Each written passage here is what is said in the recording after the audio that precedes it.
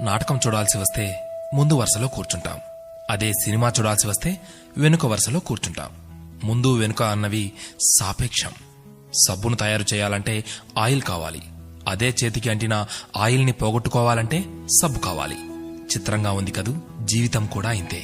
సమస్య వచ్చి పడింది, జీవితం అయిపోయింది అనుకోకూడదు. దానిని ఓ మలుపుగా భావించాలి. ఈ ప్రపంచంలో ఇద్దరు ఆనందిస్తారు. ఒకరు పిచ్చివాళ్లు, మరొకరు చిన్నపిల్లలు. గమ్యాన్ని చేరుకోవాలంటే పిచ్చితనం కావాలి.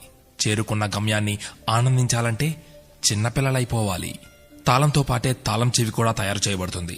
ఒకటి లేకుంటే రెండోది తయారు కాబడదు.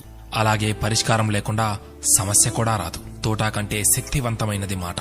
ఒక్క మాటతో సంబంధం తెంచేసుకోవచ్చు. ఒకే మాటతో లేని బంధాన్ని పెంచేసుకోవచ్చు కూడా. మనిషి సమాజంలో సూదిలా బ్రతకాలి కాని కత్తెరలా కాదు. సూది పని ఎప్పుడు జోడించడం మాత్రమే, కత్తెర పని ఎప్పుడు విడదీయడమే. అందరినీ కలుపుకుంటూ బ్రతకాలే గాని కత్తెరలా విడదీస్తూ కాదు. నిజాన్ని మార్చే శక్తి ఈ ప్రపంచంలో ఎవ్వరికీ లేదు. కాని ప్రపంచాన్ని మార్చే శక్తి ఒక్క నిజానికి ఉంది. నీవు సంతోషంగా ఉన్నావంటే నీకు సమస్యల్లేవని కాదు, వాటిని ఎదుర్కోగల శక్తి, ధైర్యం నీకున్నాయని అర్థం. స్నేహితుడిని నీ దుఃఖ సమయంలోనూ, యోధుడిని యుద్ధంలోనూ, భార్యను పేదరికంలోనూ, గొప్ప వ్యక్తిని అతని వినయంలోనూ పరీక్షించాలి. చేసిన తప్పుకు క్షమాపణ అడిగినవాడు ధైర్యవంతుడు. ఎదుటి వారి తప్పును క్షమించగలిగిన వాడు బలవంతుడు. కష్టం అందరికీ శత్రువే, కాని కష్టాన్ని కూడా చిరునవ్వుతో స్వీకరిస్తే అది సుఖమై నిన్ను ప్రేమిస్తుంది. ఓటమి లేనివాడికి అనుభవం రాదు, అనుభవం లేనివాడికి జ్ఞానం రాదు.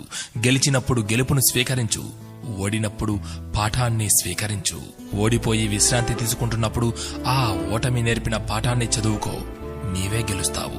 ఎవరికైనా ఉండేది రోజుకు 24 గంటలు మాత్రమే. గెలిచేవాడు ఆ 24 గంటలు కష్టపడుతుంటాడు. ఓడేవాడు ఆ 24 గంటలు ఎలా కష్టపడాలా అని ఆలోచిస్తుంటాడు. అంతే తేడా. గెలవాలన్న తపన, గెలవగలను అన్న నమ్మకం, నిరంతర సాధన, ఈ మూడే నిన్ను గెలుపుకు దగ్గర చేసే సాధనాలు.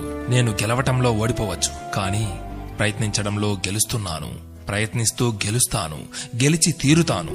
స్వయం కృషితో పైకొచ్చిన వారికి ఆత్మవిశ్వాసం ఉంటుంది గాని అహంకారం ఉండదు. ఏమంటారు?